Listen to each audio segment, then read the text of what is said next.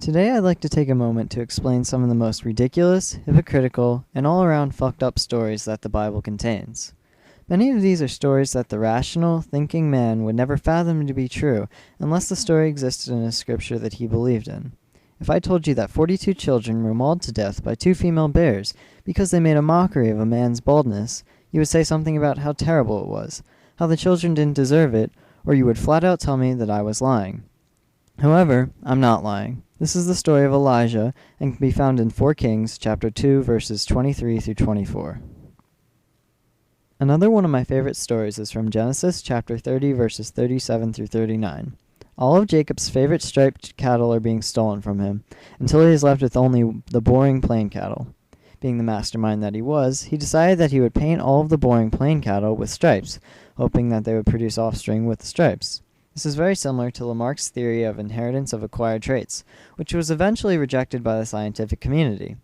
So you'd expect Jacob to be a fool for all of this. Nope, mysteriously, the cattle's offspring came out with the stripes as well. We know this story can't be true, obviously, because basic genetics tend to disagree with the conclusion. The final story for today is one that many of us already know, the story of Noah's Ark. It can be found in Genesis chapter 6, verse 1 through chapter 9, verse 17. Here's a synopsis.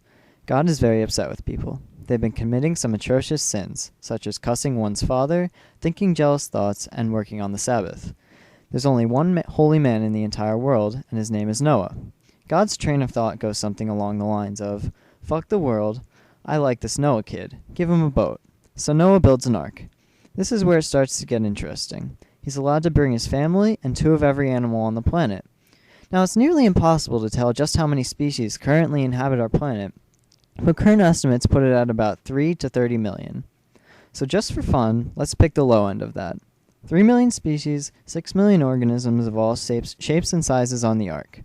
Noah's probably gotten himself into a bigger mess than he had expected. Now, you're a rational, intelligent person.